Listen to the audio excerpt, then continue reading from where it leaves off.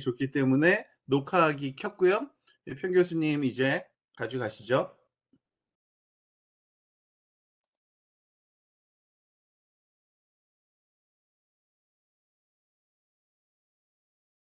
네, 보이시나요? 네. 네. 예, 말씀드린 대로 오늘은 제가 말씀드릴 거는 지난 11월호 지구물리학 물리탐사 학술지에 게재한 내용인데요.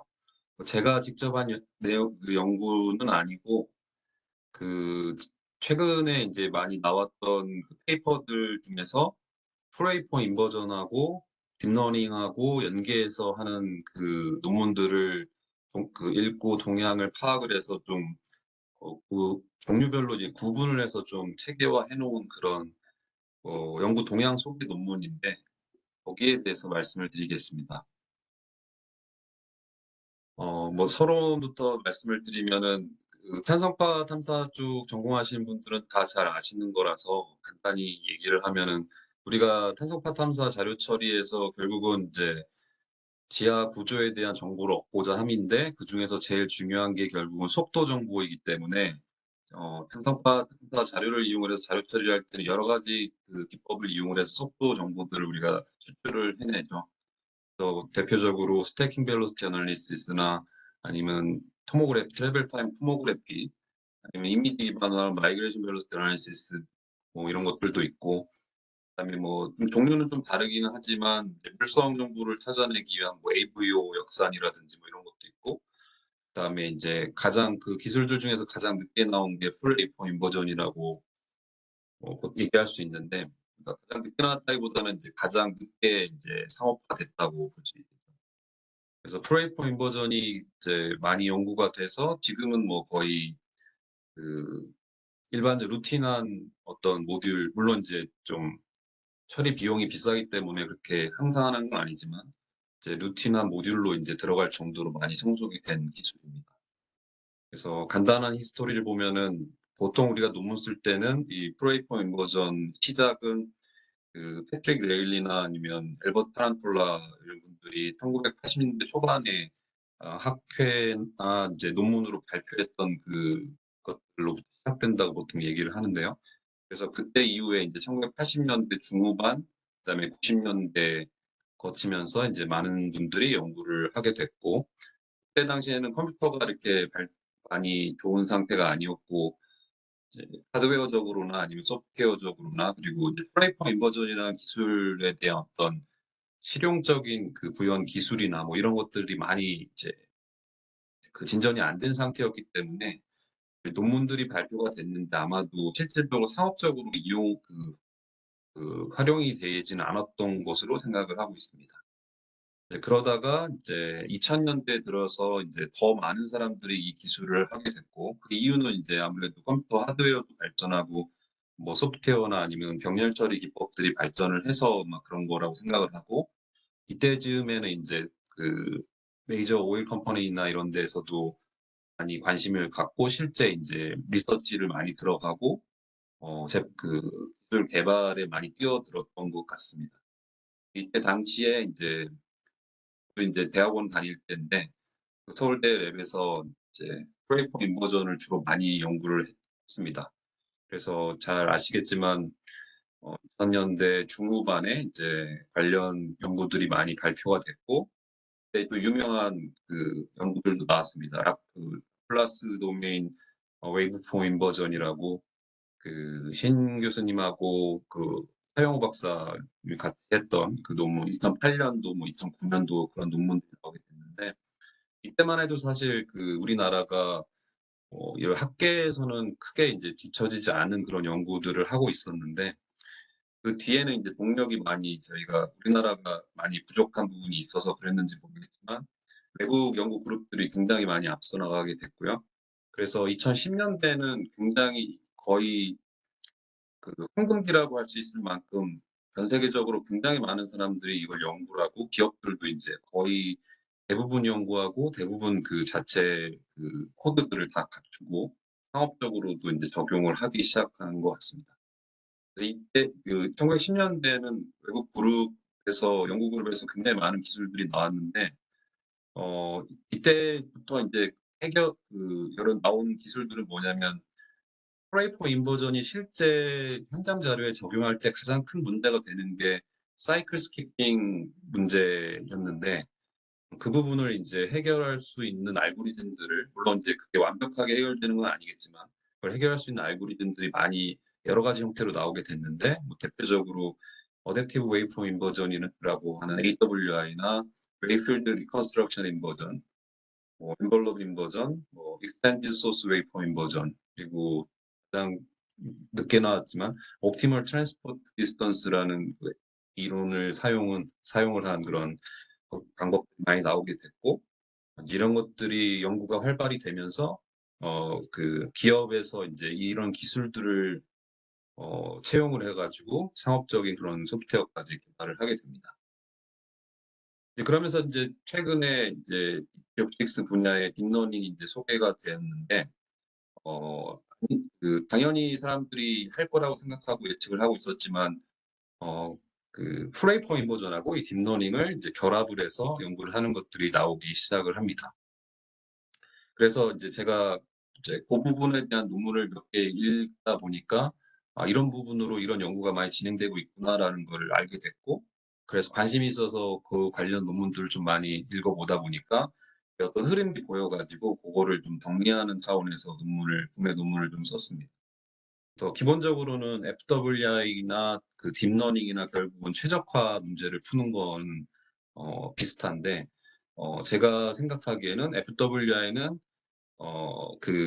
파라미터를 결정을 하기 위한 옵티마이제이션을 하는데 이제 그게 어떤 목적 함수를 최소화시키면서 속 우리는 이제 속도 모델이죠. 속도 모델을 구성하는 대기 변수들을 구해내는 거기 때문에 업데이트 시켜서 구해내는 거기 때문에 간접 역산 기법이라고 볼 수 있습니다.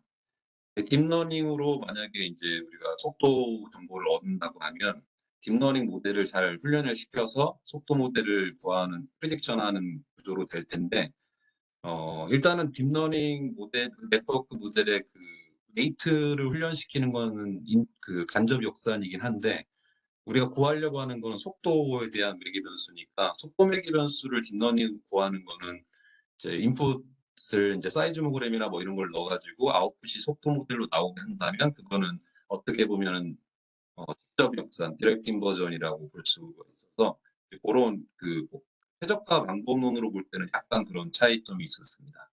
이제 그러다가 이 두 가지를 이제 결합을 해서 연구를 많이 하게 됐고 제가 뭐 뮤테이션이라고 써 놨는데 여러 가지 나오는 기법들을 활용을 해서 이제 프레이포 인버전을 구현하는 연구들이 최근에 많이 나와서 이제 그런 것들에 대해 조사를 했는데 전에도 인제 제가 PINN도 발표를 한번 한 적이 있지만 그 PINN 같은 뉴럴 네트워크의 최신 그런 기술들을 이용을 해서 이 프레이포 인버전을 구현을 하는 그런 것도 있고 뭐 그게 아니더라도 다른 쪽으로 좀 변형을 해서 하는 연구들이 있는데 뭐 이게 용어가 사실은 표준화가 된 상태는 아니라서 이제 어떤 거는 피직스 가이디드 뉴럴 네트워크를 이용을 했다. 뭐 그러기도 하고 그래서 인제 사실 이거를 완벽하게 구분을 하긴 되게 어려운데 사람마다 좀 쓰는 용어도 좀 다르고 근데 이제 고걸 나름대로 좀 정리를 해 봤습니다. 근데 인제 요렇게 했을 때 인제 그래도 여전한 이슈는 사실은 제가 보기에는 딥러닝 쪽으로 치우치는 건 아닌 것 같고 프레이포 인버전이 원래 갖고 있는 그런 문제점들을 해결하는 데 좀 더 초점이 맞춰져 있는 것 같습니다. 그 문제점이라는 건 결국 기본적으로 초기 모델에 대한 정속성이나 사이클 스키핑 그다음에 작은 노이즈에 대한 민감도 뭐 이런 것들에 대한 기존의 FWI 알고리즘들이 갖고 있던 그런 것들이 딥 뉴럴 네트워크를 이용을 했을 때 어떻게 해소가 될 수 있는가 뭐 이런 것들을 연구를 하는 것 같습니다. 그래서 이론을 뭐 간단히 말씀을 드리면 이 슬라이드는 그냥 우리가 전통적으로 해왔던 프레이포 인버전에 대한 이론이고요. 그래서 오브젝트 펑션이 인제 데이터 레지듀얼로 미스핏으로 구성이 되고 이제 그 데이터를 관측한 데이터와 모델링한 데이터의 차이를 목적 함수로 정의를 하는데 모델링한 거는 우리 보통 웨이브 이퀘이션을 뭐 파이나이트 디퍼런스나 파이나이트 엘리먼트 같은 걸로 수치적으로 풀어서 구하게 되죠.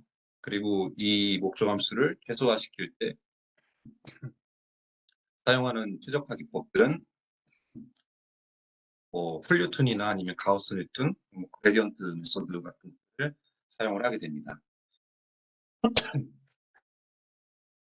그래서 이제 이 부분에서도 딥러닝하고 좀 유사한 점이 있는 거는 그레디언트 메소드를 주로 프레이퍼 인버전도 사용을 하게 되는데, 그 물론 이제 프레이퍼 인버전은 목표 함수라는 용어를 더 많이 쓰고, 딥러닝 같은 경우는 로스 펑션이라고 손실 함수라고 많이 쓰지만 결국엔 똑같은 의미이고, 그거를 미니마이제이션을 할 때 사용하는 그레디언트 메소드를 사용을 한다면 이제 그레디언트 디렉션 구하고, 그 반대 방향으로 미니마이제이션이기 때문에 반대 방향으로 이제 가장 그 에러를 제일 많이 줄일 수 있는 만큼 이동을 시켜서 파라미터를 업데이트를 하게 되죠. 오른쪽 그 순서도는 이제 그 과정을 그려놓은 거고요.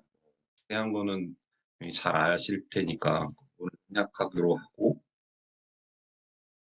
딥러닝도 다들 잘 아시겠지만 이제 여러 가지 이제 그 대가들이 써놓은 그런 논문들에 보면은 결국은 데이터들을 어떻게 표현할 것인가 하는 거를 학습하는 그런 거라고 알려져 있고, 이제 그 널리 알려져 있지만 Universal Approximation Theorem에 의해서 이게 이제 그 선형 함수들을 분사시킬 수 있다라는 게 알려져 있고, 그게 그 효율성 측면에서 이제 그 레이어에 이제 그 뉴런이 많지 않고 이제 더 그 적은 수로 레이어를 더 많이 해서 깊은 네트워크로 했다라는 거는 이제 다들 알고 있는 내용일 겁니다.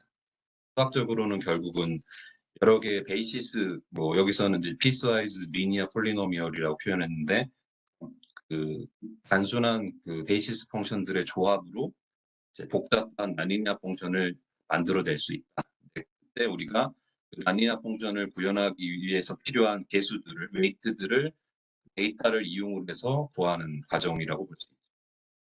그래서 이 두 가지 프레이퍼 인버전과 딥러닝을 이제 결합을 시켜서 하는 연구들을 제가 조사를 했는데, 이제 그거 하는 과정에서 그럼 프레이퍼 인버전 이전에 다른 것들은 어떤 것들이 있나 먼저 확인을 해봤는데, 당연히 예상 가능하게 기존에 이제 속도 정보를 추출하는 그 기법들의 이제 딥러닝 모델을 적용한 연구들이 당연히 먼저 나왔습니다. 물론 여기는 이제 연도는 제가 예를 든 게 21년 논문을 예를 들었지만 그 전부터도 있었고요. 그래서 우리가 속도 분석 스태킹 벨로시티 애널리시스 할 때 CMP 게더를 이용을 해서 셈블런스 패널을 만들고, 셈블런스 패널을 해서 속도 값을 이제 패킹을 해서 속도 정보를 추출을 하게 되는데, 그 과정을 그대로 딥러닝 네트워크를 이용을 해서 구현을 하는 연구들이 이루어져 있습니다. 이 예제 보시면은 요 셈블런스 패널에서 이 피킹을 해서 RMS 속도 우리가 구할 때 하는 것처럼 똑같이 딥러닝이 요 기능을 구현을 해주는 거죠. 이런 연구도 있었고, 그거보다 이제 한 단계 더 나가면 셈블런스 패널을 사용을 하지 않고 그 CMP 게더를 직접 인풋으로 넣어서 거기서 속도를 바로 추출해내는 이런 그런 네트워크 구조를 이용하는 연구도 있고요. 그리고 이제 또 다른 속도 추출 방법이 토모그래피를 그 딥러닝으로 구현을 하는 예제들도 물론 많이 있었습니다. 실제로 많은 논문이 있다기보다는 이제 그런 논문들이 있고, 이걸 직접 하는 논문들 수가 그렇게 많지는 않은 것 같고, 이제 요걸 하기 위해서 주시를 발췌하거나 그런 쪽에 더 많은 논문들이 있습니다. 그래서 기본적으로 속도 모델을 다양하게 생성을 해서 시뮬레이션을 해서 이제 사이즈모그램을 만들고, 그 사이즈모그램으로부터 속도를 예측하는 딥러닝 벡터들을 이제 학습시키는 거죠. 이제 우리가 속도 모델을 만들었기 때문에 레이블로 사용을 하는 거고, 이제 요 방법은 그 논문마다 조금씩 다르겠지만 사이즈모그램을 직접 사용할 수도 있고, 여기서 어떤 피처를 익스트랙션을 시켜서 사용을 하는 경우도 있고, 그렇습니다. 결국은 어쨌든 이렇게 트레이닝 시킨 모델을 가지고 사이즈모그램이나 그에 준하는 데이터를 입력으로 넣어주면 속도 모델이 아웃으로 나오는 그런 토모그래피를 구현한 것들이 연구가 됐습니다.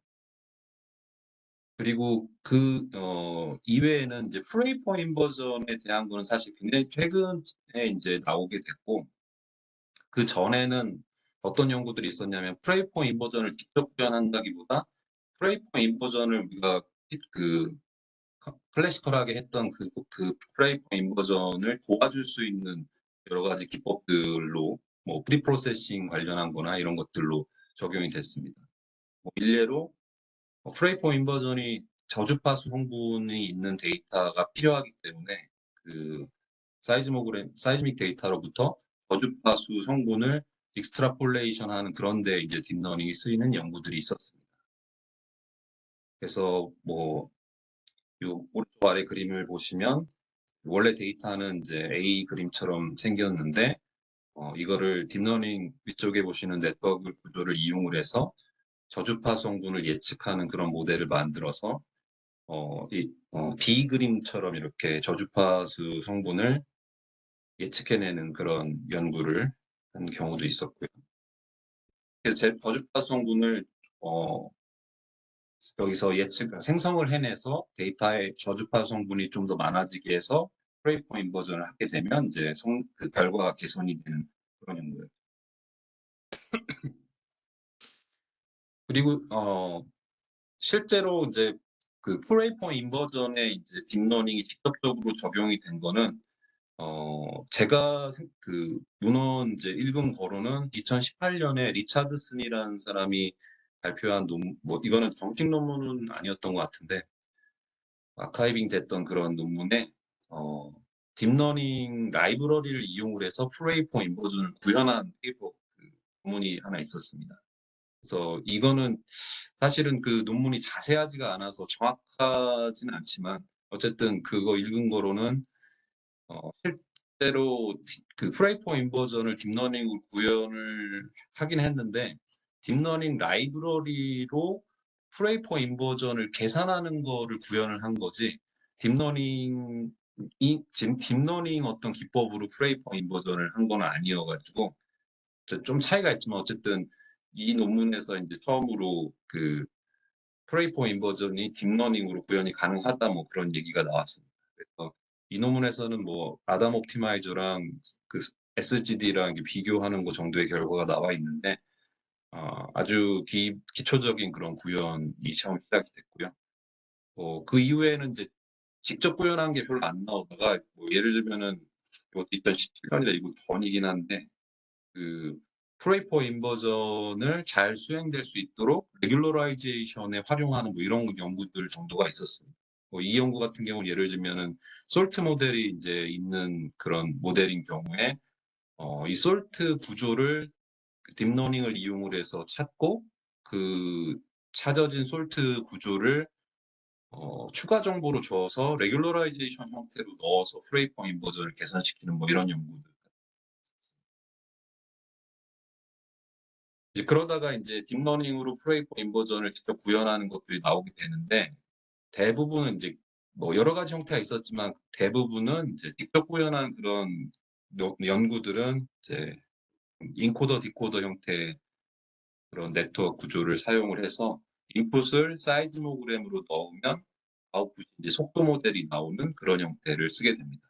그래서 이게 사실 딥러닝으로 프레이포 인버전을 구현을 하면 어떤 연구까지 어떤 형태로 구현한 것까지 혹은 어떤 형태로 구현한 것부터 프레이포 인버전이라고 불러야 될지는 사실은 애매모호한 면이 있는데 제가 나름대로 정의한 거는 이제 사이즈모그램을 인풋으로 넣어서 속도 모델이 아웃풋으로 나오는 네트워크 구조면 뭐 프레이포 인버전을 딥러닝으로 구현한 게 아닐까라고 생각을 하고 있습니다.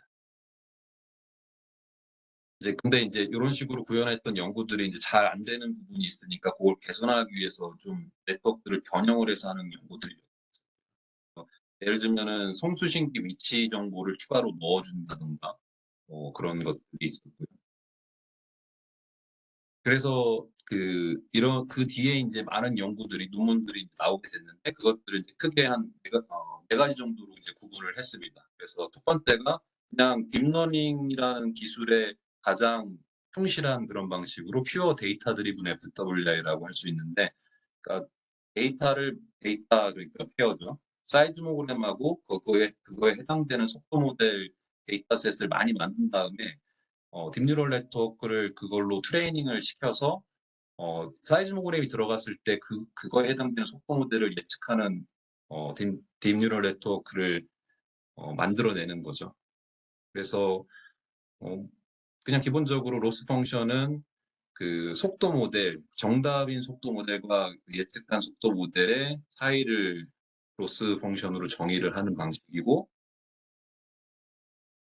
그런 로스 펑션을 가지고 이제 최적화 과정을 거쳐서 그 속도 모델을 예측해내는 그런 네트워크의 웨이트들을 최적화 과정으로 찾아내는 거죠. 트레이닝 과정에서. 그래서 다 훈련이 끝나고 나면 그 모델을 사용을 해서 사이즈모그램을 인풋으로 넣어서 이제 속도를 추정하는 그런 모델입니다. 그래서 이 방법 같은 경우는 전형적으로 딥러닝의 전형적인 형태로 트레이닝 스텝과 인퍼런스, 프리딕션 스테이지로 구성이 돼서 트레이닝 스텝을 거쳐서 이게 학습이 잘 된 네트워크를 이용을 해서 새로운 데이터, 새로운 사이즈모그램이 들어왔을 때 이제 그에 맞는 속도 모델을 구성을 하게 됩니다. 뭐 이건 간단한 구조라서 이렇게 생각하시면 되고, 그러니까 로스 펑션을 이제 그 미니마이전 시키기 위해서 백프로파게이션을 시켜서 웨이트들을 구하는 과정으로 이루어져 있죠. 두 번째 그룹은 이제 앞에서 제가 리차드슨이 2018년도에 이제 발표했던 그 논문과 거의 동일한 내용인데, 그러니까 앞에서 퓨어 데이터 드리븐 FWI처럼 딥러닝의 어떤 기본 개념을 충실하게 이행을 해서 구현한 게 아니라, 얘는 라이브러리만 딥러닝 라이브러리를 쓴 거지 실제로는 그냥 클래시컬한 프레이퍼 인버전을 그냥 구현한 거라고 생각을 할 수 있습니다. 그게 왜 그러냐면 RNN 구조 같은 경우는 이제 시간에 따라 이제 리커런트한 구조이기 때문에, 이게 우리가 웨이브 이퀘이션을 타임 도메인에서 뭐 FDM이나 이런 걸로 모델링을 할 때 타임 마칭을 하게 되는데, 그 구조랑 거의 똑같기 때문에 이 RNN을 이용을 하면은 그 타임 도메인 웨이브 이퀘이션 모델링을 구현을 해낼 수가 있습니다. 그래서 이게 뭐 예를 들면 RNN의 메모리 셀 구조를 도식화한 건데, 인풋으로 이전 그 시간의 웨이브 필드하고 그다음에 현재 시간의 웨이브 필드, 뭐 t 마이너스 델타 t 시간 그리고 t 시간에서의 웨이브 필드를 인풋으로 넣어주면 그 파이나이트 디퍼런스 메소드로 우리가 웨이브 이퀘이션 풀 때 필요한 오퍼레이션들을 그대로 그 뉴럴 네트워크 오퍼레이션으로 구현을 하고, 여기에 이제 여기 가운데 속도 정보만 이제 우리가 넣어주면, 물론 델타 t도 들어가고 그런 식으로 넣어주면 정확하게 그 FDM으로 구현하는 거랑 동일한 연산을 수행하게 됩니다. 여기에 뭐 소스 펑션 넣어주는 부분도 있고요. 그래서 아웃풋으로 나오는 게 과거하고 현재 시간 넣었을 때 현재하고 미래 시간 나오는 딱 타임 마칭하는 거랑 정확하게 동일한 형태가 구현이 됩니다. 그리고 뭐 여기서 그 리시버 부분에서의 웨이필드 부분은 따로 이제 뽑아내는 식으로 해서, 실제로 이게 이제 아웃풋은 여기 리시버 부분만 뽑아내는 이런 그 웨이필드가 되고, 여기 옆에 있는 것들은 이제 리커런트하게 쓰기 위한 형태고요. 그래서 이렇게 이용을 하면 뭘 할 수 있냐면, 우리가 표기 조건하고 송신 함수나 이런 걸 넣어주면 모델링을 그대로 구현할 수 있습니다. 그리고 속도 모델을 넣어주면요. 그래서 그 모델링을 할 때는 이 RNN은 트레인업을 하지 않은 형태로 사용을 하는 거죠. 그래서 그냥 계산만 해서 이제 모델링이 가능한 거고, 그러면은 이걸 프레이퍼 인버전을 하기 위해서는 이 속도 모델 V를 트레인업을한 파라미터로 만들어주고, 이 사이즈모그램을 관측한 사이즈모그램을 레이블로 사용을 해서 여기서 예측한 그 아웃풋으로 나오는 그 사이즈모그램하고의 차이를 로스 펑션으로 정의하고, 그거를 이제 백프로파게이션 이용을 해서 V를 이제 트레이너블 웨이트로 이제 세팅을 해서 그거를 구하게 됩니다. 물론 이제 그러려면 이제 이 모델은 우리가 보통 뉴럴 네트워크의 웨이트를 이니셜라이제이션을 해주는데, 그게 이제 우리가 프레이퍼인 버전을 할 때 초기 속도 모델을 넣어주는 거랑 똑같은 작업이 되는 거죠. 이 구조의 방식에서.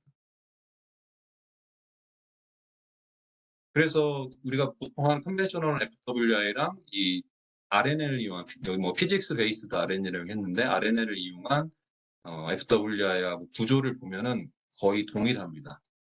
동일한데 이제 다만 컨벤셔널 FWI는 이제 그 모델링한 웨이필드를 구할 때 파이나이트 디퍼런스나 엘리먼트를 우리가 보통 수체적으로 그 클래시컬하게 하는 방법을 쓰는 거일 뿐이고, 이 피직스 베이스드 RNN을 이용한 FWI는 그 부분을 이제 뉴럴 네트워크가 대신 해준다는 것만 차이가 있는 거죠. 그래서 뭐 이 백프로퍼게이션 해주는 게 사실 우리가 FWI에서도 용어를 이제 그레디언트를 구할 때 백프로퍼게이션 한다고 하는데 그거랑 사실 거의 동일하다고 보면 될 것 같습니다. 그래서 이 피직스 베이스드 RNN을 이용한 FWI는 트레이닝 스테이지만 필요한 그 FWI 수행하는데 트레이닝 스테이지만 있으면 됩니다. 프리딕션, 그러니까 인퍼런스 스테이지가 필요가 없는 거죠. 왜냐하면 이 트레이닝 자체가 FWI를 수행하는 거랑 동일하기 때문에 그런 구조로 구현이 됩니다.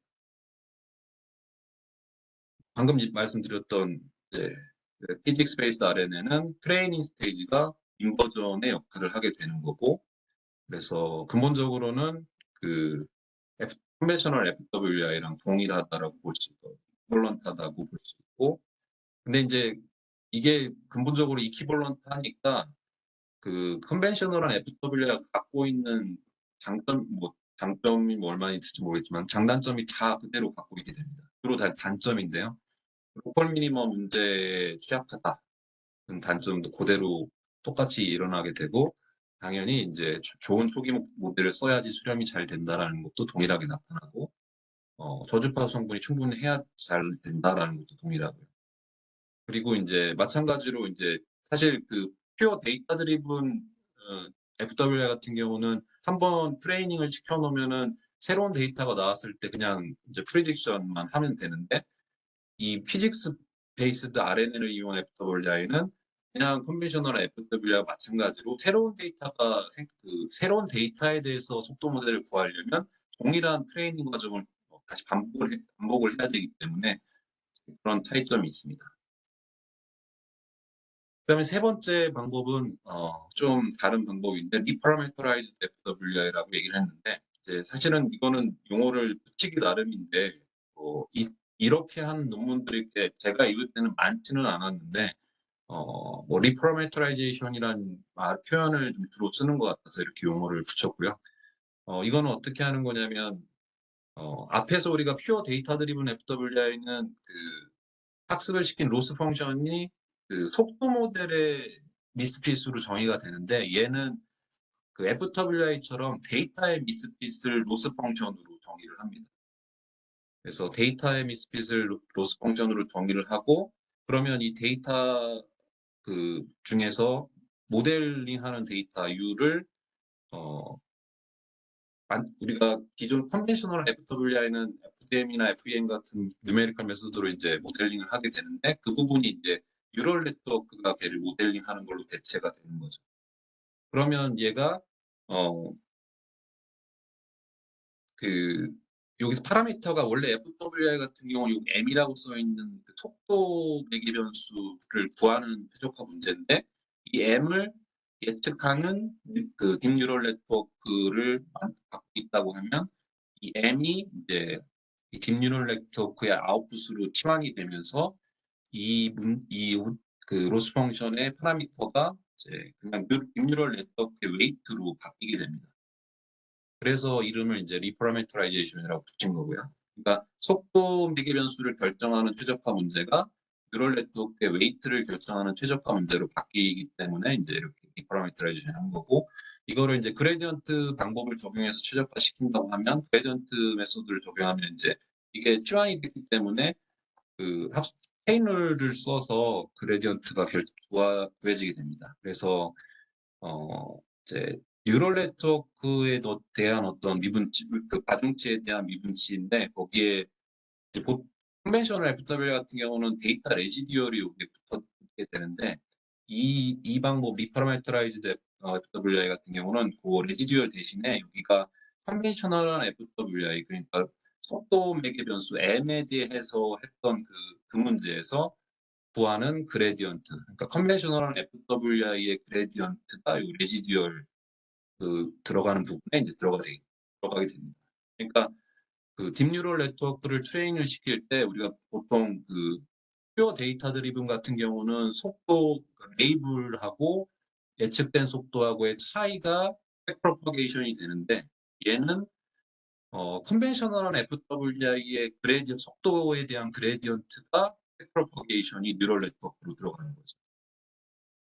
그래서 이거를 구현하는 방법은 여러 가지 형태가 있는데 이제 뭐 그러니까 순수하게 지금 제가 말씀드린 것처럼 이렇게 리파라메트레이션 된 거에 충실하게 한다면 이 딥뉴럴 네트워크를 트레이닝을 시킬 때 그 레이블이 속도가 아니기 때문에 이 오른쪽 그림을 보시면 이제 로스 펑션이 데이터로 정의가 되니까 이 로스 펑션을 이제 미분을 해보면은 일단은 컨벤셔널한 FWI의 그레디언트가 하나 먼저 나오니까 그 부분은 그 컨벤셔널한 FWI의 그레디언트를 구하는 방법을 써서 구하게 되고요. 뭐 이걸 그냥 어드조인트 스테이트 메소드라고 얘기를 했는데 그 부분으로 그레디언트가 구해지고 그때는 이제 보통 우리가 verification 모델링을 PD를 뭐 FDM이나 FEM으로 푸니까 그거를 써서 구하고 그 다음에 거기서 구해진 그레디언트가 이제 딥뉴럴 네트워크를 트레이닝 시키기 위한 레지듀얼의 역할로서 들어가서 백프로퍼게이션이 되는 거죠. 그러면서 이 딥뉴럴 네트워크의 웨이트가 학습이 되는 겁니다. 그래서 이게 학습이 이렇게 되고 나면 이제 학습된 딥뉴럴 네트워크를 이용을 해서 사이즈모그램을 넣어주면 이제 속도 모델이 예측이 되게 되는 거죠. 이런 형태로 구현이 되는 걸 보통 뭐 리퍼러메트라이제이션, 리퍼러메트라이즈드 FWI라고 부르는 것 같습니다. 그것도 역시 트레인 스테이지, 인퍼런스 스테이지가 필요한 거고요. 그래서 뭐 이거는 예제를 하나 넣어봤는데 2021년에 지오피직스에 나온 논문에 이 방식으로 구현된 논문에 나온 예제입니다. 그래서 프로 모델이 이렇게 생겼고 이니셜을 이 정도로 주고 하면 이제 이쪽 오른쪽 위에 쪽이 방금 말씀드린 그 방법으로 구현한 그거를 DNNFW라고 얘기를 해놨는데 굉장히 잘 되는 걸 볼 수 있고 아래쪽이 이제 컨벤셔널한 FWI를 구현했는데 이제 솔트 형태가 들어가 있기 때문에 토탈 베리에이션 레귤러라이제이션을 적용한 FWI로 구현한 결과입니다.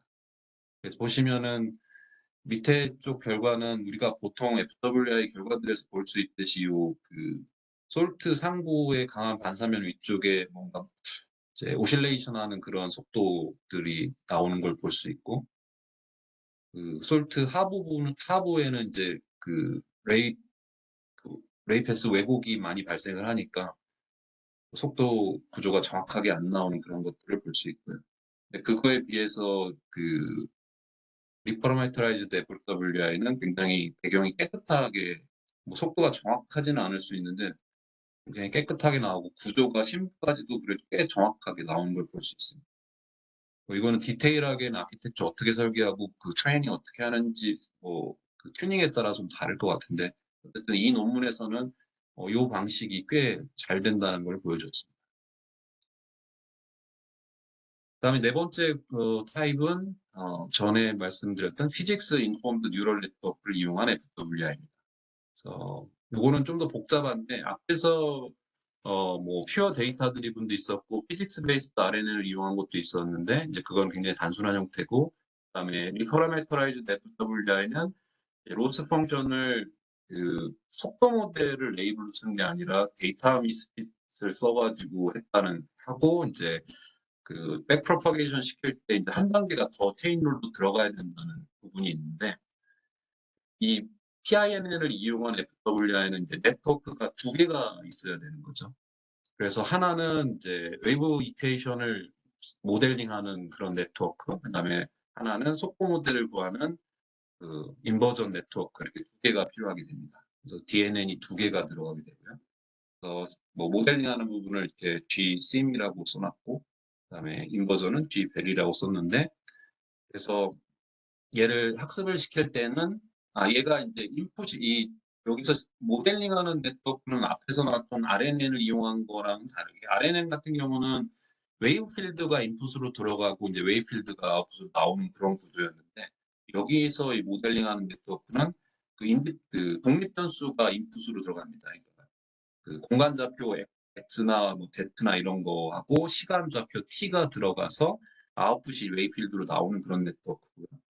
속도 역산하는 네트워크는 어 그 속도 역산하는 네트워크도 독립 변수가 여기는 속도니까 공간에 대한 변수가 인풋으로 들어가서 아웃풋이 속도가 나오는 그런 네트워크라서 앞에서 나왔던 그런 방법에서 쓰였던 뉴럴 네트워크하고는 조금 구조가 그렇게 두 개가 필요하고 이 학습을 위한 로스 펑션은 그래서 이제 PINN 개념이 들어가기 때문에 데이터 미스핏뿐만 아니라 이제 PD를 만족시키는 그런 로스도 포함이 되게 됩니다. 기본적으로 이 구조를 훈련시키기 위해서는 이제 그 데이터 미스핏이라는 건 뭐 우리가 앞에서 봤던 사이즈모그램이라고 볼 수 있고 뭐 그거 이외에도 뭐 물리적으로 정확히 만족을 해야 되는 바운더리 컨디션과 같은 로스가 추가가 되게 됩니다. 뭐 예를 들면 프리서피스 컨디션이라든지 뭐 이런 조건들이 들어가게 되죠. 그래서 오른쪽이 이제 그 구조를 보여드리고 있는데 이게 좀 제가 정리한 거라서 좀 복잡할 수는 있는데 모델링하는 네트워크가 이제 G1이라고 볼 수 있죠. 그래서 XT가 들어가서 U가 프리딕션 되는 거고 오른쪽이 이제 속도 모델을 예측하는 네트워크라서 X가 들어가서 M이 나오는 네트워크입니다. 얘네들이 이제 여기서 예측된 U나 M을 이용을 해서 로스 펑션을 구성을 해서 이제 학습을 하게 되는데 이 복잡하니까 전에 봤던 그 그림을 가지고 설명을 드리면 모델링하는 네트워크는 XZT가 들어가서 이제 웨이필드가 나오게 되고 속도 역산하는 네트워크는 XZ가 들어가서 알파라는 이제 여기는 알파라고 되어 있는데 속도가 나오게 됩니다. 그러면 PD라는 게 결국 웨이비케이션이니까 뭐 파동당의 공간에 대한 미분치나 시간에 대한 미분치 그리고 속도가 필요하죠. 이걸 구성하기 위해서. 그래서 네트워크 1을 써서 모델링 네트워크를 써서 파동당하고 파동당의 미분도 이제 간단하게 구할 수 있고 그 자동 미분을 이용을 해서 구할 수 있고 벨로시티 인버전 네트워크에서 벨로시티가 나오니까 그 벨로시티를 사용을 해서 PD를 구성을 하게 됩니다.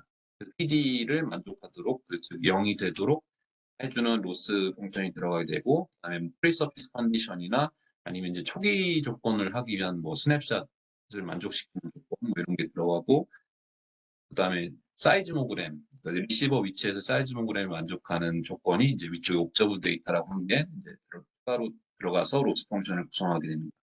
이 로스 펑션을 최소화시키기 위해서 이제 백프로퍼게이션이 일어나게 되고 이게 이제 각각 모델링 네트워크하고 그 인버전 네트워크에 각각 들어가게 돼서 이제 웨이트들이 두 개의 네트워크의 웨이트들이 학습이 되게 됩니다. 그래서 다 학습이 끝나게 되면 이 중에서 이제 벨로시티를 예측하는 네트워크를 이용을 해서 어떤 데이터 사이즈모그램을 넣어주고 이제 프리딕션 속도 모델을 프리딕션 하게 됩니다. 네, 그래서 이것도 아마 지난번에 한번 보여드렸을 것 같은데 이 PINN을 이용을 해서 FWR을 구현한 예제는 뭐 요거 정도 제일 우리가 가늠할 수 있는 정도의 2D 모델에서 이렇게 단층이 있는 지층 모델에 대해서 해보면 아래쪽과 같이 이제 역산된 결과가 나오는데 요거는 이제 그 네트워크 구조를 얼마나 파라미터들을 많이 쓰고 이렇게 하느냐에 따라 좀 달라져서 이제 왼쪽이 좀 적은 그 네트워크 썼을 때 오른쪽이 좀 더 하이 레졸루션으로 많이 썼을 때 이렇게 나오게 됩니다. 그래서 PINN 같은 경우는 아직까지 이렇게 많은 연구가 되지 않아서 그런지 몰라도 그 리퍼라메트라이제이션 FWI 같은 정도의 퀄리티는 아직은 안 나오는 것 같고 이거는 이제 아직까지 여러 가지 이제 더 연구해야 될 부분이 있다고 논문들이 나오는 거는 속도 모델이 복잡할 때 그 복잡한 웨이브 프로퍼게이션을 시뮬레이션을 아직까지 잘하는 네트워크에 대한 연구가 많이 이루어져 있지 않기 때문에 그런 부분이 개선이 돼야 된다고 얘기가 되고 있습니다. 그래서 여기까지 크게 네 가지로 구분해서 그 연구 흐름에 대해서 정리를 해봤습니다. 네, 감사합니다. 잘 들었고요. 근데 생각보다 복잡하네. 특히 나는 거기 부분이 잘 이해가 안 되는데, RNN 나올 때 그게 무슨 말인지를 잘 모르겠네요. RNN이요? 이 부분, 예. 어, 그, 이게 하나의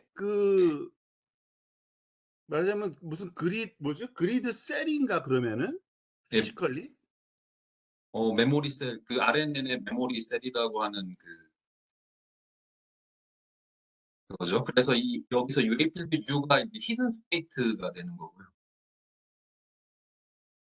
근데 벨로시티가 이 안에 들어가 있잖아요. 파라메타로. 네네네. 그 얘기는 벨로시티가 X, Y, Z, 그러니까 그 공간 코디네이트 상의 한 점이 벨로시티인데 네네네. 이 그게 아마 얘기는 그래서 뉴런이 여러 개가 아마 들어가야 되지 않을까요? 저도 이 네트워크 구조를 직접 본 건 아니라서. 마치 느끼기에는 그 뉴런 하나가 그 그리드 셀 하나로 만들어서 그거를 말하자면은 FDM을 이렇게 뉴럴 네트워크처럼 만들어서 네, 한다는 얘기인데 그러면 뉴럴 네트워크의 뉴런이 그러니까 뉴런 하나가 결국에는 그게 되는 거죠. 그러니까 피지컬 네. 아니면 스페이스가 되는 거죠. X, Y 예, 코디네이트가 아마 되고 그래야 될 것 같습니다. 쭉 빠져나오면은 결과적으로 말하자면 FDM 푼 것처럼 네네네. 이 하나하나는 웨이브 이퀘이션을 만족하는 여기 함수가 들어있는 거고 네. 이거는 좀 독특하긴 한데 이거 굉장히 오히려 거꾸로 간 건데.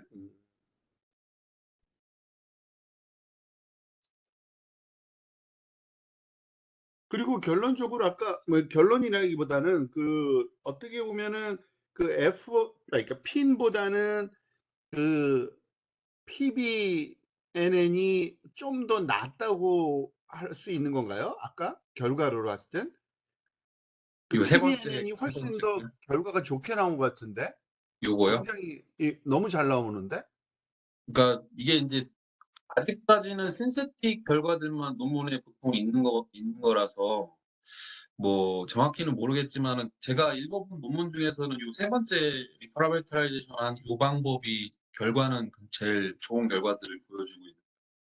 그래서 이거에 관심을 좀 갖고 한번 보려는데 요거 다시 이전 슬라이드 이 설명을 다시 한 번만 좀 보여주실래요? 지금 그 네. 얘기는 결국엔 얘는 그 데이터가 입력으로 들어가서 로스 함수를 계산하는 건 똑같은데 네. 로스 함수는 데이터 그 디스크레펀시를 구하는 거잖아요. 네네. 결국에는 로스 함수만 복잡해진 거 아닌가요? 로스 그러니까 로스 함수만? 함수가 데이터로 바뀐 거죠. 그러니까 네. 결국에는 그 무슨 말이냐면 그러니까 뉴럴 네트워크에서 입력이 들어가서 인터미디에이트 그 말하자면 그 뉴럴 네트워크 말하자면 개념으로 볼 때는 입력으로는 무조건 데이터가 들어가는데 네. 출력으로 보통 그 모델 말하자면은 벨로시티 값을 모델링. 얻었는데 그러지 않고 그게 인터미디어트한 결과고 네. 그 결과를 낳을 수 있는 또 다른 네트워크 하나 있는 거죠. 예, 요게 데이터를 제가 아까 만드는. 설명을 좀 부족하게 한 것 같은데, 그, 이 DNN에 써 있는 이 네트워크는 속도 모델을 아웃풋으로 주는데, 요 아웃풋 속도를 가지고 그냥 클래시컬하게 뭐 파이나이트 디퍼런스나 엘리먼트로 음. 베이비케이션을 풀어가지고 이렇게 할 수도 있고요. 결국에는 아니면은 네, 요 결국에는 로스 자체를 함수가 네? 로스 함수만 복잡해진 거네요. 그러니까 음, 뉴럴 네트워크에서 말하자면 구하는 거는 똑같은데 로스 네네네. 함수가 그 말하자면 그쵸, 결과 그쵸. 예. 값을 말하자면 뭐 더하거나 빼거나 아주 간단한 또는 기껏해야 로그 취하는 정도였는데 네. 이제는 그걸 웨이브 이퀘이션을 통과된 결과와 차이를 구한 거니까 그쵸, 그쵸. 로스 그러니까, 함수의 복잡도만 증가한 거네요. 근데 이 부분이 그러니까 그쵸. 여기를 이제 이건 논문에 따라서 디터미니스틱한 어떤 거잖아요. 논문은 이 부분을 그냥 우리 원래 그 네. 컨벤셔널 FW 할 때처럼 그 파이널 디퍼런스 모델링 같은 걸로 하는 경우도 있고요. 네. 요거 부분도 뉴럴 네트워크로 하는 경우도 있어요. 그걸 뉴럴 네트워크로 한다. 예. 그러니까 뭐 요 그런데 부분을 앞에서 봤던 그 피직스 베이스 RNN을 이용을 해서 하는 논문도 있고요. 그 피직스 베이스드 RNN 그 부분이 잘 이해가 안 돼서 지금 약간 헷갈리는 것 같은데 어쨌든 그 모델이 들어오면 디터미니스틱한 함수로 바뀌는 거거든요. PD 쪽으로는 우리가 언노운이 없는 그쵸. 예. 이렇게 디터미니스틱한 함수예요, 결국에. 어쨌든 아무리 복잡해도 함수고 네. 그거는 뭐 로스 함수를 복잡한 함수를 쓴다고 해서 달라질 거는 별로 없는 거거든요. 간단하든 복잡하든 그 로스 함수의 말하자면은 그 데리베티브로 결국에는 그라디언트 네네네. 취하는 건 똑같은 거니까. 그러니까 이게 그 객관적으로 쉽게 이해할 수 있는 거는 요 PD 부분이 그냥 디텀 그 결정이 돼 있는 거 뭐 뉴럴 네트워크로 하든 뭐 그냥 다른 뉴메리컬 그렇죠. 메소드로 하든지 간에 결정돼 있는 거를 쓴 경우에 인제 그렇게 되고요. 네. 이 여기 부분까지도 뉴럴 학습을 네트워크로 또 해서 시킨다. 학습을 시킨다. 트레인업을 하게 하는 논문도 있어요. 그렇겠네요. 만약에 네. 그거를 학습을 시켜서 하겠다 그러면. 예. 그러니까 이 여기에 쓰이는 속도 모델이 인제 정확한 게 들어간 게 아니라 그러니까 여기서 예측된 속도가 이제 들어가서 하던가 뭐 그런 근데 식으로. 그러려면은 로스 함수가 더 복잡해져야 되는데 그걸 간단한 일이 아닌데 왜냐면은 그 들어오는 그렇게 되면은 이 앞부분이 그 아이덴티티 아니면 연산자면은 답이 딱 되는 거거든요. 그러니까 아무 짓도 안 하면은 그 답이 말하자면 그 로스가 0이 돼 버릴 거니까. 그래서 이건 뭘까 그런 거죠. 뭐죠? 사이클 컨시스턴스 로스처럼 소위 그 뭐죠? 겐에서 말하자면은 그 도메인 바꾸는 것처럼 사이클 컨시스턴스 로스라는 거를 써야 될 건데. 아니요. 이건 제가 말씀드린 거는 이건 무조건 로스는 데이터 로스만 쓰는 거고요. 음. 그러니까 로스는 무조건 그 관측한 사이즈모그램하고 인제 여기서 그러니까 예측된 속도 모델로 모델링한 사이즈모그램 두 개의 차이를 그렇죠. 로스. 네, 예. 그렇죠. 그러니까 지금 그 두 가지를 한꺼번에 얘기해서 좀 헷갈릴 수 있는데 그 한 가지로만 국한시키면 그냥 PD로 푼다라는 걸. 그러니까 학습을 안 네네네. 한다. PD로만 네네. 푼다. 그러면은 그냥 로스 함수가 복잡해진 거 말고는 달라진 게 없는 거예요, 사실. 네네네. 네. 그렇게 보면은 어떻게 네. 보면은요. 네.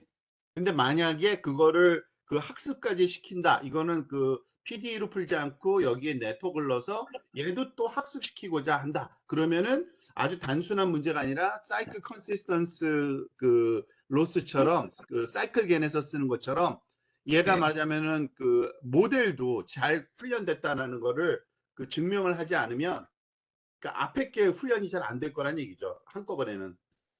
긴 함수와 여기 네. 다른 함수가 또 있으면은 그건 완전히 여기서 해본 사람이 없을 것 같은데 아직 그거는 또 아니 다른 그게 프로젝트 같은데. 논문에 그 나오긴 나와요. 그러니까 아 그래요? 참 그게 또 다른 완전히 프로젝트 같은데 그거야말로. 이게 제가 어떤 논문인지 기억이 정확히 안 나는데 이 해엔 왕이었던가 아무튼 지오피직스에 나온 논문에 요런 구조를 쓰는데 네 가지인가로 이렇게 나누는 게 있거든요, 그 논문도. 근데 음. 그중에 하나가 요 PD라고 쓴 부분을 이제 뉴럴 네트워크로 해서 거기까지 동시에 트레이닝 시키는 방법도 거기에 나오긴 나오거든요. 그러면은 그게 완전히 그거 사이클 겐인 거예요, 진짜. 지금 그러니까 음. 이거를 다 무시하고요.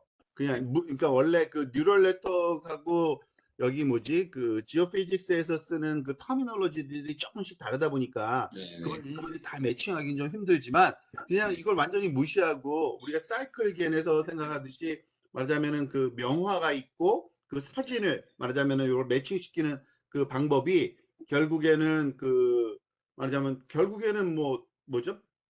데이터하고 무슨 말씀인지 모델하고 매칭하는 거랑 마찬가지 문제거든요. 무슨 말씀인지 알겠습니다. 그런데 이게 그게 매칭이 잘 되려면 결국에는 그 모델에서 지금 여기 보면 오른쪽 PD라고 쓴 그거는 결국은 모델링 오퍼레이터고, 그죠? 네네네. 얘는 G는 인버전 오퍼레이터인데 네. G하고 그게 둘 다 정확하게 돼야 되니까 네. 그건 사이클 겐에서 하는 작업이 거의 비슷한 목적이에요. 그렇죠. 그러니까 데이터가 모델로 갔다가 모델이 다시 데이터로 가는 거니까. 그쵸. 그걸 두 개를 동시에 학습시켜야 되는 거잖아요, 둘 다. 아. 네. 이거는 아주 예. 네, 사이클 겐을 조금 어렵게 풀고 있는 문제 같을 것 같아요. 어떻게 보면은 그냥 사이클 겐을 직접 적용하면 오히려 더 스트레이트 포워드 할 것 같은 느낌이 들어요. 교수님이 그 말씀해 주신 거에서 굉장히 좋은 아이디어를 얻게 됐는데요. 그죠? 예, 예, 예. 저는 그 생각을 못 하고 이제 요 데이터 미스핏으로 로스를 사용한다는 것만 생각을 했는데 이게 딱 사이클 겐의 구조가 되긴 하네요, 이게. 그쵸, 그죠? 예, 예. 그러니까 이게 사실은 사이클 겐인데 그 아이덴티티 로스만 써서 하는 그렇죠, 그렇죠, 그렇죠. 그런 그러니까 식으로. 사이클겐도 그러니까 하나를 네. 고정하면은 요랑 똑같은 문제가 되는 네네네. 거고 네. 그러면은 안 되니까 그걸 둘 다 하니까 말하자면은 그게 뭐죠? 사이클 컨시스턴스 말하자면 로스를 써야지만 두 개가 네네. 다 밸런스가 맞게 학습이 될 거다라는 것과 일맥상통하는데 여기서 내가 아직도 사실 그 이해가 잘 안 되긴 안 돼요. 그 RNN이라는 게 저게 네. 뭘 한 건지를 모르겠어요, 솔직히. 그거는 요 그냥 부분이. 그 기존에 저희가 코딩 직접 해서 FDM 따던 거를 예. 그냥 뉴럴 네트워크 라이브러리를 가져다 대신 쓴 거라고 생각하면 될 것 같아요. 근데 RNN 구조로 짰다. RNN 구조로 짰다. RNN 구조로 짰다. RNN 구조로 타임 짰다. 도메인 모델링이랑 구조가 똑같아서 그렇게 쓴 거라고 저는 그렇게 생각을 하고 있습니다. 음, 그럴 수도 있겠네요. 그러니까 지금 잠깐만 그걸 뒤로 돌아볼까요? 제가 그러니까 조금 오해하고 있는 게 하나 있는 것 같은데 RNN의 요 FT라는 것이 주어진 타임 스텝에서의 모든 웨이브 필드일 수도 있겠네요, 이게. 아니, 타임 아래 샘플이 하는 게 부분이요? 아니라 벡터. 요 아래에 있는 FT요? FT가 이건 FT. 소스 펑션입니다. 소스 펑션.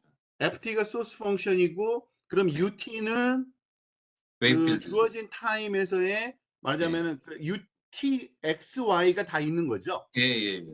그렇겠죠? 네네. 그러니까 텐서겠죠. 텐서. U나 UT, 델타 T도 다. 네네. 이건 다 전체 도메인에서의 웨이브 필드를 얘기하는 거고요. 그러면은 이거를 그 그리드 하나에 대한 셀이 아니라 그냥 타임 이렇게 해? 이렇게 하면 될까? 진짜 궁금하네. 근데 요렇게 하려면 요걸 좀 바꿔줘야 되네. 진짜 벨로시티를 여기다 집어넣는 게 여기에 신의 한 수인 거네요. 네, 뭐 여기 저도 이제 그라디언트나 여기 들어있구나. 다 이렇게 지금 동그라미 네네. 되어 있는 거 그라디언트 제곱 그죠? 그 세컨드 그러니까 데리버티브 구하는 거 하고 V 예, 스퀘어하고 그죠? 공간에 대한 웨이브 필드를 어떻게 가져다 쓰는지는 네트워크를 좀 분석을 해봐야 정확히 알 수 있을 것 같아서요. 음.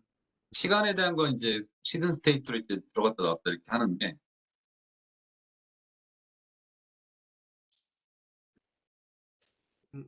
네, 제가 뭐, 잠깐 비슷한 거를 좀 네. 해봤었는데, 그래요? 우리가 네. 생각하는 그런 RNN, LSTM 같은 구조로 똑같이 한다고 보시면 되는데, 지금 여기 나와 있는 거는 시간에 대한 그 흐름이잖아요. 그래서 원래 네. 히든 스테이트에서 t 마이너스 델타 t가 되고, 그 다음에 이제 t 플러스 델타 t가 되는데, 만약에 1D라고 하면 모든 공간에 대해서 각 그 지점에 대한 이 셀을 가지고 있는다고 생각하시면 될 것 같습니다. 그러니까 그래서 그 속도 모델의 그리드 포인트마다 이 셀이 다 하나씩 있는 거 네네네 맞습니다. 네. 맞죠? 그렇게 그래요?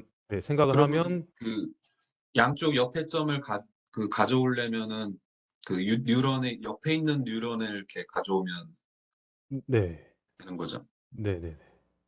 그러면은 어디서 가져오죠? 이거를 네트워크에서?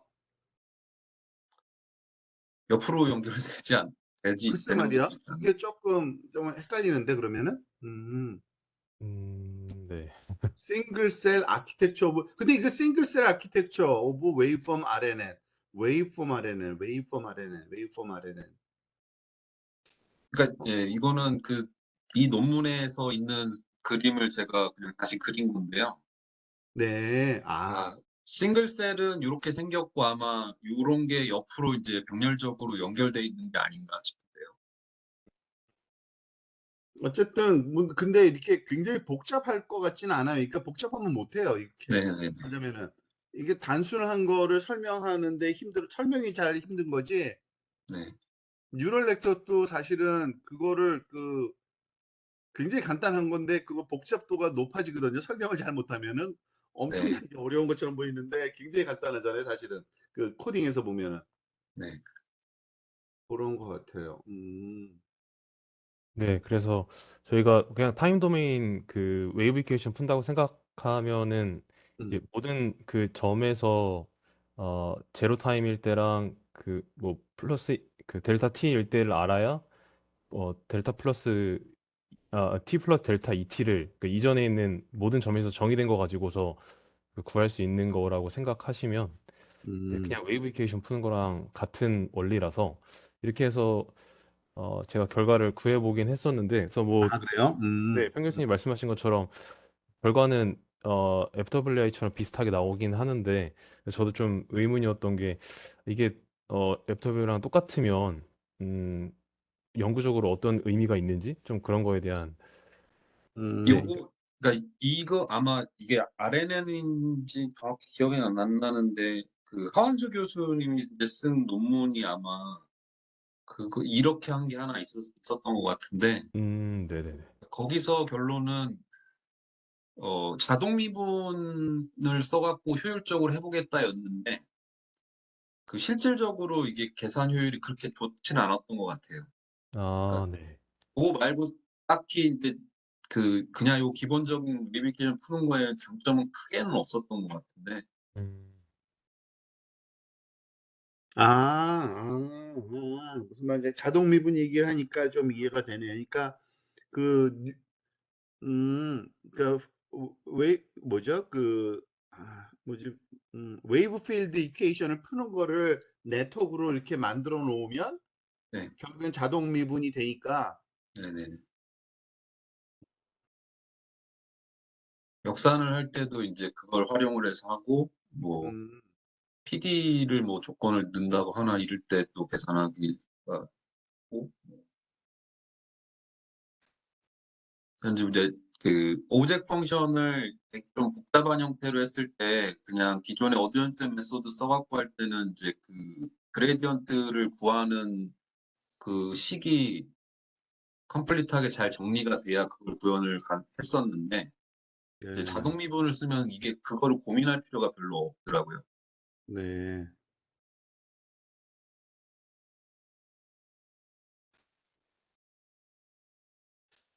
조금 요거는 좀 더 솔직히 좀 한번 그 자료를 다시 한번 봐야 될 것 같아요. 그래서 아직까지 확실하게 싹 와닿지고 그걸 셀로 요걸 하나씩 만들어서 셀을 붙인다고 되나? 그게 될까? 신영대 교수님이 뭐 혹시 구현해 보셨으면 그 코드를 갖고 계신가요? 네, 이게 한데 이게 제대로 구현했는지는에 대한 의문은 있지만, 네, 가지고 이게 있긴 합니다. 그러니까 네. 이건 뭐로 되어 있어요? 그러니까 뉴럴 네트워크에 그냥 RNN을 써요? 그냥 LST 그러니까 심플 RNN을 써요? 아니면은 RNN을 다시 어, 디자인을 해요? 그 셀을? 그냥 그 그 부분이 좀 애매한데. 이게 RNN을 제대로 구현했는지를 정확하게는 제가 모르겠는데요. 그러니까 그런 그 논문을 보고 비슷하게 따라하는 시기라서, 네. 네, 그래서 보통 우리가 알고 있는 그 웨이브 이퀘이션을 풀어가지고 하는 방법이랑 유사하게 일단은 요 되어 있습니다. 그림으로만 네, 다시 한번 제가 설명을 한번 이해를 해보려고 노력해 볼게요. 그러니까 FT가 소스 펑션이면은 그죠? 네, FT가 소스 펑션이면은 그 타임 스텝마다 다른 값이 들어와야 되잖아요. 그죠? 네. 네, 그리고 요게 그러니까 알면 그 뭐죠? RNN 말하자면 셀이라고 그러면은 그죠? 그리고 여기 UT가 이전 UT는 그러면은 UT는 일단 처음엔 0부터 시작하겠죠, 뭐 그죠? 그런 초기 다음에 조건. 예, 초기 조건으로 들어가서 이렇게 오른쪽으로 튀어나오면 걔가 다시 여기 UT로 다음 타임 스텝에선 또 쓰여지겠죠? 네. 근데 그 위에 그 UT 마이너스 델타 T랑 UT 플러스 왼쪽이 마이너스 델타 T고 위가 오른쪽 안에는 플러스네요. 네네. 네. 그러니까 얘는 현재 왼쪽은 그러니까 시간이고 초기 조건인데 초기 조건이 두 스텝이 필요하니까 그렇게 이전 들어갔군요. 거와 세컨 데리버티브를 구해야 돼서 그런가? 네, 네네네. 맞습니다. 위쪽에 거는 그 이전 타임이고 오른쪽에 나온 거는 그거 타임이고 그 웨이브 필드는 뭐에 영향을 받냐면 안에서 세컨드 데리버티브하고 맞자면은 이거 벨로시티 영향을 받는데 근데 요 벨로시티가 주어진 한 지점 또는 그 말하자면 스페이셜 로케이션 한 지점에서의 벨로시티인가요, 그럼? 그런 것 같습니다. 제 생각에. 그 부분이 제일 저는 헷갈려요, 지금. 그러니까 만약에 이게 벡터 필드로 들어가면은 그렇게 간단하지가 않은데 벡터 필드로 들어가면 그러면은 말하자면 우리가 그 파이나이트 디퍼런스를 할 때 그 그리드를 만들듯이 그 그리드 개수만큼의 뉴런을 써야 된다는 얘기인가요? 네네네. 네. 그런 의미에서의 그러면 요거 하나를 어떻게 만들죠? 요거를 뉴런 하나를 그 RNN을 RNN의 그 메모리 셀을 하나를 하면 이렇게 되는 거 아닌가요?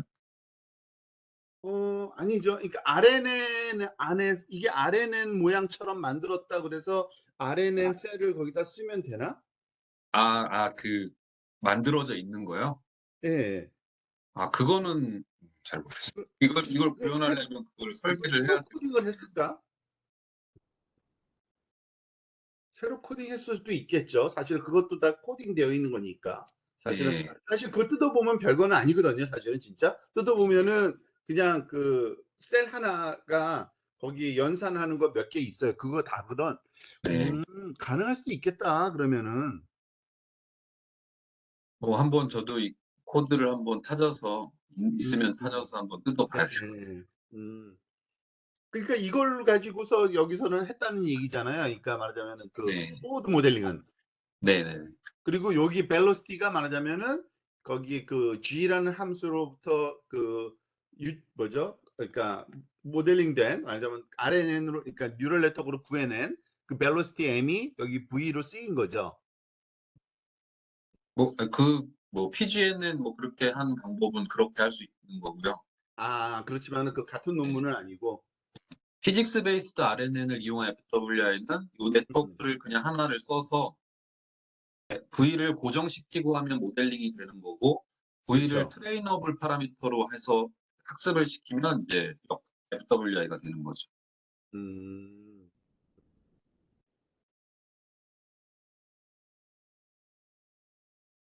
요거는 좀 새로운 시도처럼 보이네요. 저한테는 저는 요렇게까지 하는 줄은 몰랐어요.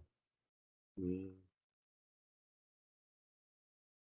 근데 이건 다분히 그러니까 FDM의 대체용처럼 이렇게 네, 생각하는 거네요. 네, 그래서 저도 그 제가 했었던 기억으로 하면은 거의 그냥 똑같이 그 웨이브 이퀘이션 식을 음, 그대로 코드를 그대로 쓴 다음에 거기에 그냥 V만 딱 그 음, 트레이너블 파라미터로 넣고 그 모델링 돌리는데 저희 보통 그 저희가 기존에 포트란으로 짰을 때 타임 도메인으로 하면은 P1, P2, P3 이런 식으로 설정해가지고 이제 지금 그림에서 나오는 식으로는 UT 플러스 델타 T가 이제 P3가 되고 T 마이너스 델타 T는 P1, UT는 P2 이런 식으로 이제 세 가지의 타임 스텝 가지고 푼다고 하면 그거를 이제 RNN 그 셀 그 만든 거에다가 넣어서 또 다음 스텝 구하고 이런 식으로 거의 저희 가지고 있는 이제 모델링이랑 같은 방식으로 계산을 하는데 그 거기서 이제 V를 트레이너블 파라미터로만 설정을 하는 걸로만 해서도 이게 학습이 되기는 했었는데요. 뭐 제가 한 방식이 이 저자가 한 방식이랑 그러니까 의도한 거랑 제가 비슷하게 했는지는 좀 저도 의구심이 들기는 해서 네, 그렇습니다. 이게 그래서 이 선레돌 2020하고 그 아까 리차드슨이라는 사람이 이제 한 것도 요 방식으로 했는데, 그 리차드슨이라는 사람이 그 전에 했던 건지 뭐 제가 옛날 기억에는 요게 이제 그 이후에 이렇게 굳어진 것 같고, 그 전에는 어떻게 했냐면은 RNN으로 그러니까 요렇게 구현을 하는데 요것처럼 이그젝트하게 FDM식을 구현한 게 아니라 그냥 트레이닝을 할 수 있도록 구현을 했었던 것 같아요. 그래서 그걸 학습시키면은 그 자연스럽게 학습되는 웨이트 자체가 파이널 디퍼런스의 그 스텐실의 웨이트 그 개수처럼 거의 그렇게 닮아가는 식으로 되는 그런 게 먼저 있었던 것 같아요. 음, 재밌는 시도이나 결과적으로는 이건 쓸모없을 거라는 생각도 살짝 어. 들기도 하고. 왜냐면 이것도 훈련시켜야 되는 거잖아요, 지금 얘를. 그러면 한 가지 모델에 대해서뿐이 결국에는, 그러니까 finite difference를 잘 할 수 있는 주어진 모델에 대해서 그런 그 기계를 만들어 버린 것뿐이고, 만약에 이 모델이 또 벨로시티가 바뀌면 거기에 맞도록 다시 또 훈련시켜야 되는 거거든요. 맞습니다. 역산할 때 말씀하시는 거예요. 아니죠, 아니죠. 이게 그러니까 이게 우리가, 그러니까 포워드 모델링은 그냥 된다고 생각이 안 돼요, 저는. 이것도 훈련시켜야 될 거예요, 포워드 아니, 모델도. 포워드 모델링은 이거는 그냥 하는 겁니다. 아, 그래요? 예.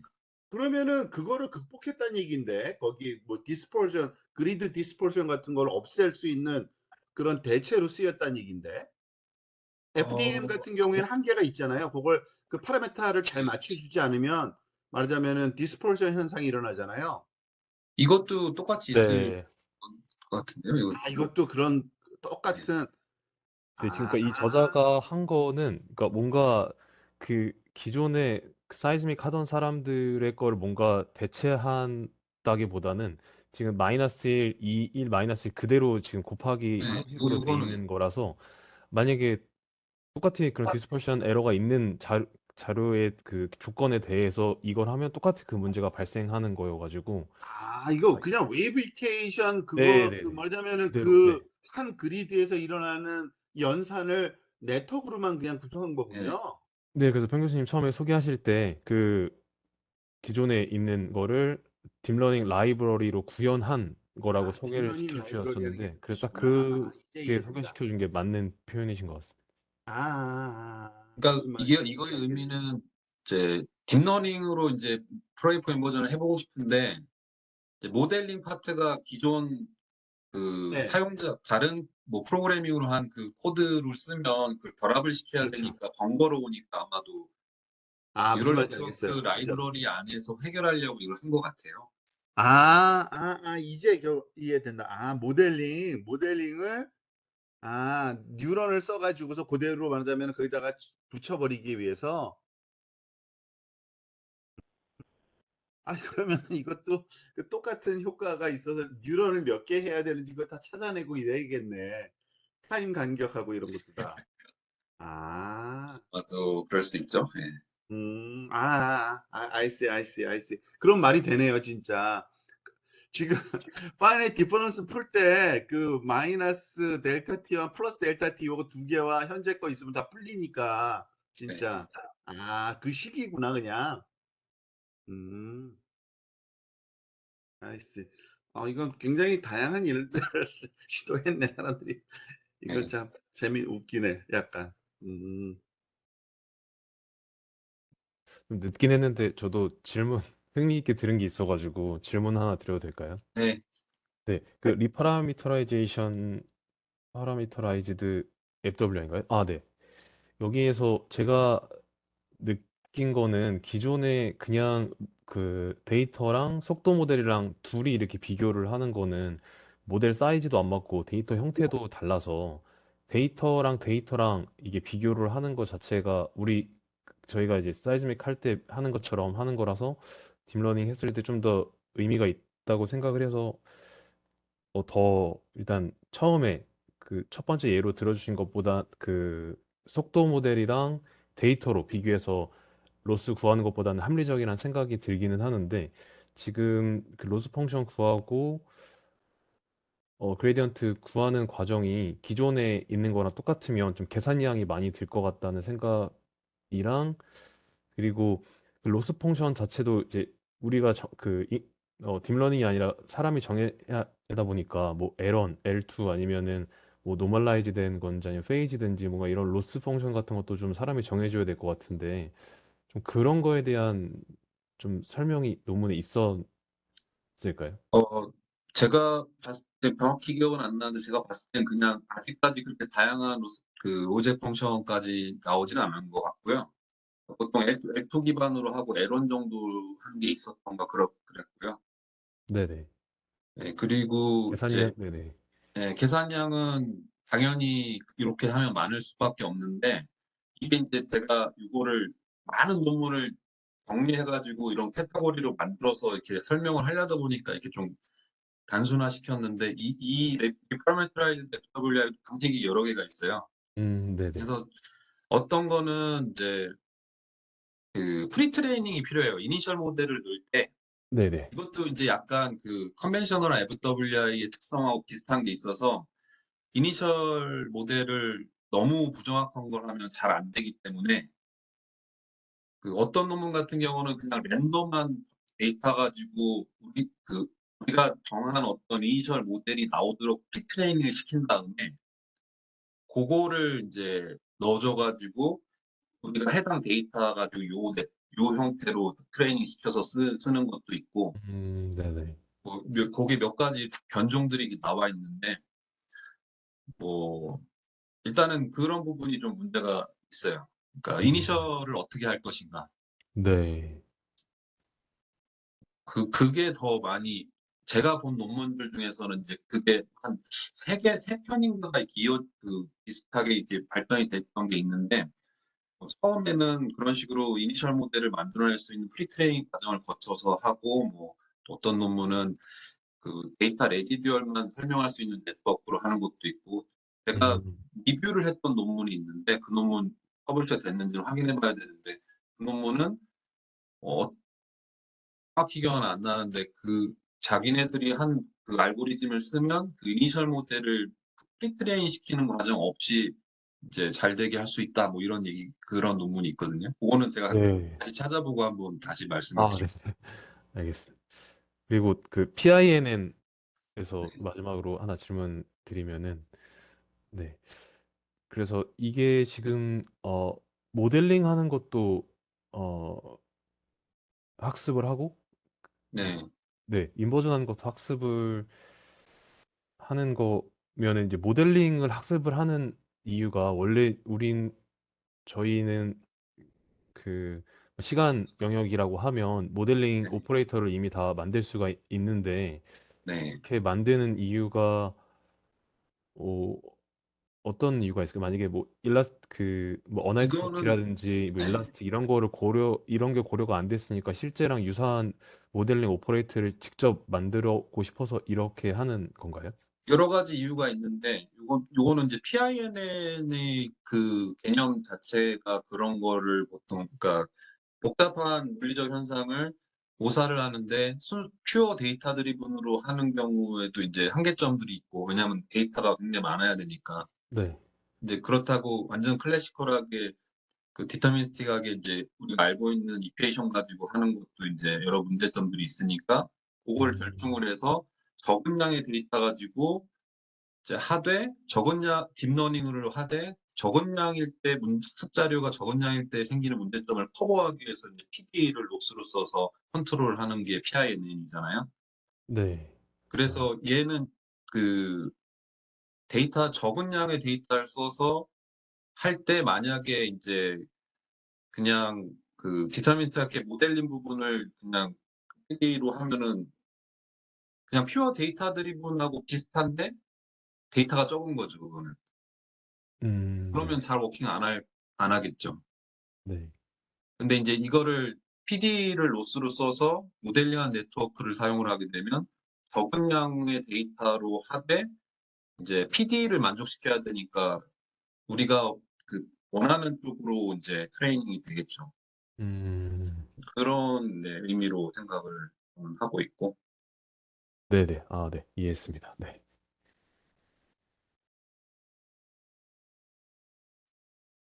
만약에 여기서 이제 모델링 부분이 이제 요런 식으로 안 한다고 하면 앞에서 나왔던 뭐 리포르메타이제이션 하는 거나 뭐 그런 거랑 비슷한 구조가 될 수 있을 것 같은데 그 차이점은 또 하나의 차이점은 아까 말씀드렸듯이 이 네트워크들의 인풋은 앞에서는 데이터가 들어가는데 여기는 인제 독립 변수가 들어가니까 이게 이거는 PINN으로 하려고 하기 때문에 이런 구조를 쓴 것 같기는 한데 인제 그 두 개 차이가 뭐 어떤 차이를 가져오는지는 저도 잘 모르겠습니다. 음. 인풋이 사이즈 프로그램으로 들어가는 거랑 이 독립 변수로 들어가서 이렇게 하는 거랑 그러니까 변수가 인풋 들어가서 하는 거는 이제 PINN만 가능한 방식일 것 같기도 하고. 네네.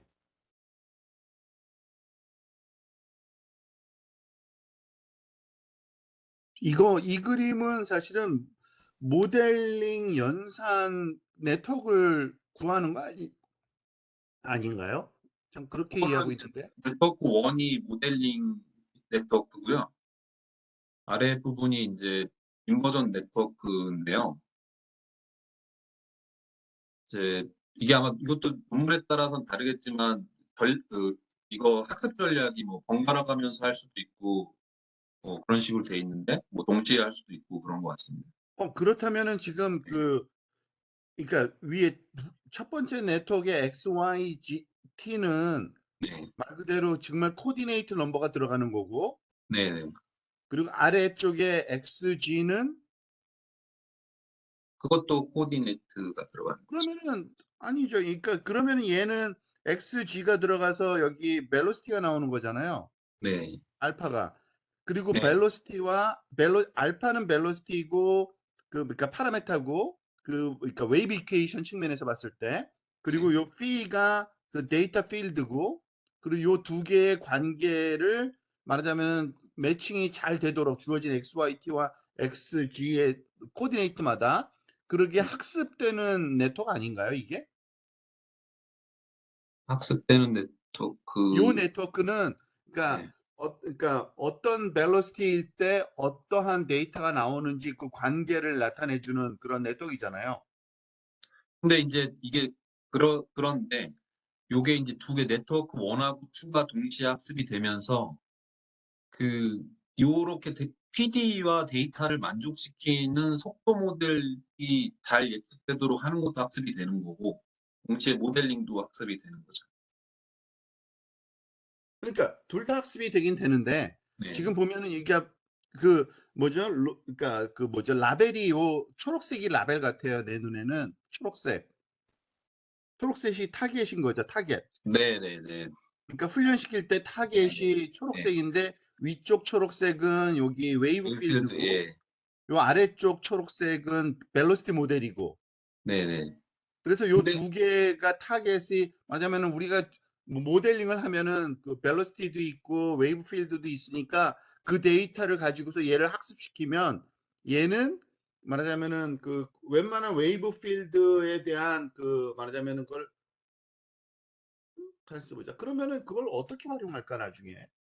요게 인제 벨로시티는 우리가 앞에서 했던 그 퓨어 데이터 드리븐 모델처럼 그게 일부 이렇게 있고요. 몇 개 아주 적을 수가 처음에는 요 있고 두 개 다 그 타겟을 놓고 학습을 다양한 거에 시킨 다음에 위에 아니 것만 주고 위에 거는 논으로 해가지고 그죠? 아래 아니요. 걸 언논으로 찾는 건가? 그 벨로시티는 인제 많지는 않지만 여러 개의 라벨이 있는 걸 쓰고 그다음에 이 웨이브 필드는 그런 건 아니고요. 웨이브 필드는 이제 여기 observed 데이터랑 해서 비교하는 부분이 있고 그다음에 그 자동 미분을 해 갖고 PD를 구성하는 데 쓰이는 식으로 쓰이고요. 그다음에 그러니까 여기의 라벨은 웨이브 필드의 라벨은 바운더리 컨디션이나 그 몇 개의 초기 스냅샷 요 정도만 라벨로 쓰이는 거예요.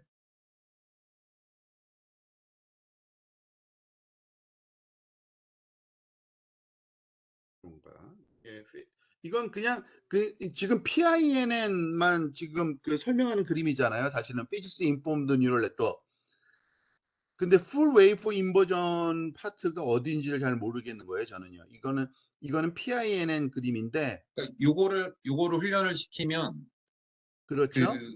알파가 이제 프리딕션이 되니까 아 그러니까 P가 주어졌을 때 네. 그런 것 같은데, 예. P가 주어졌을 때. 그쵸.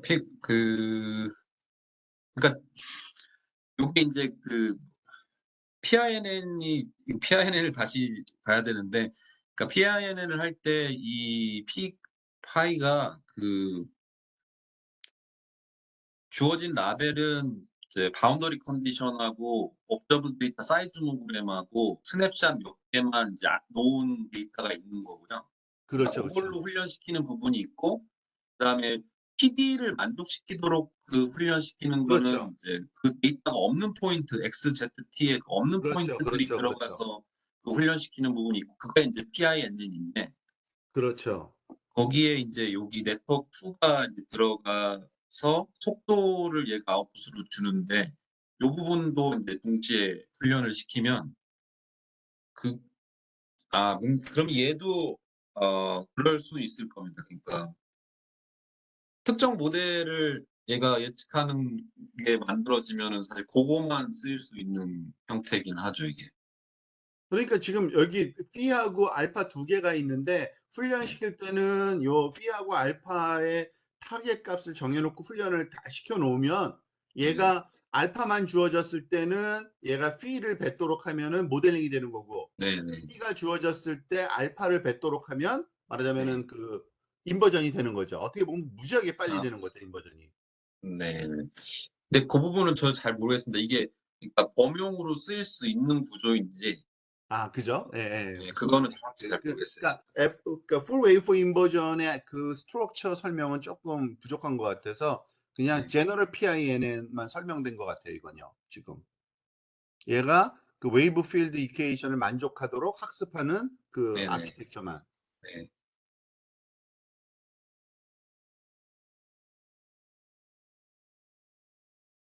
PINN이 썼을 때 그게 이제 일반적인 그 FWI에 구현할 수 있는 게 어떤 식으로 가능할지, 그거는 제가 논문 읽을 때도 좀 음. 정확하게 판단이 안 됐던 것 같아요.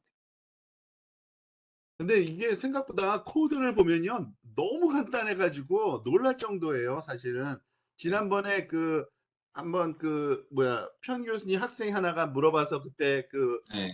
잠깐 장난 삼아서 한번 진짜 이게 안 되나 하고 돌려봤는데 네. 그냥 XY 코디네이트만 주어서 말하자면 웨이브필드 훈련시켜 놓으면 네.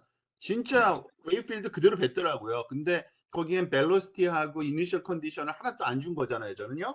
그것만 네. 집어넣으면 지금 요게 되는 거거든요. 그리고 여기 로스 함수에다가 이 PINN 파트 요것만 딱 넣어주면 근데 네. 그거는 굉장히 코드로도 간단할 것 같고 그러면은 이렇게 이 뉴럴 네트워크를 간단하게 해서 나는 별 문제 없었지만 아무리 복잡하게 해봤자 레이어 뭐 몇십 개 더 넣어봤자 뭐 그렇게 복잡한 아키텍처는 아니거든요. 근데 네. 진짜 해볼 가치는 있어 보여요. 간단하기 때문에 진짜 오히려. 네. 근데 그때 이제 학생이 발표도 했지만은 그 모델링하는 게 이 PINN으로 모델링하는 게 생각만큼 그렇게 쉽지는 않더라고요. 그래서 그러니까 그걸 해야죠. 지난번에 그 질문한 것처럼 진짜 렐로 네. 쓰면 절대 안 되고 진짜 거기에 다 네. 나오더라고요. 논문 읽어봤더니 살짝 다른 네. 거 렐로가 절대 안 되는 이유 세컨 데리버티브가 몽땅 제로이기 때문에 아무 의미도 없고 그래서 그 무슨 이름을 좀 독특하게 썼는데 뭐 사인 웨이브를 써야 된다. 시뉴소이드를 말하자면 함수를 예예. 반드시 그게 특징이었죠. 네네. 왜냐하면 이것도 여기 오른쪽에 PINN 파트의 세컨 데리버티브를 말하자면은 그 계산하는데 이게 몽땅 제로가 돼 버리니까 의미가 네. 없죠. 네. 네.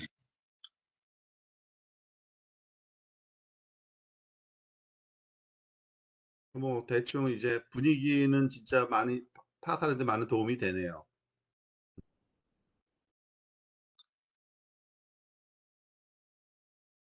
아무튼 뭐 저도 인제 이렇게 정리를 했는데 이제 디테일하게 구현되는 정확한 구조는 아직은 몰라서 이제 네네. 앞으로는 이제 한 부분 한 부분 좀 코드를 맞아요. 좀 찾아 가지고 네. 파악을 좀 해야 될 것 같습니다. 네. 그러면 재밌을 것 같아요, 진짜. 좀 더 현실적인 거. 네. 감사합니다. 도움이 많이 됐습니다. 여기 저는 감사합니다. 녹화는 여기까지만 하고요. 오늘 여기까지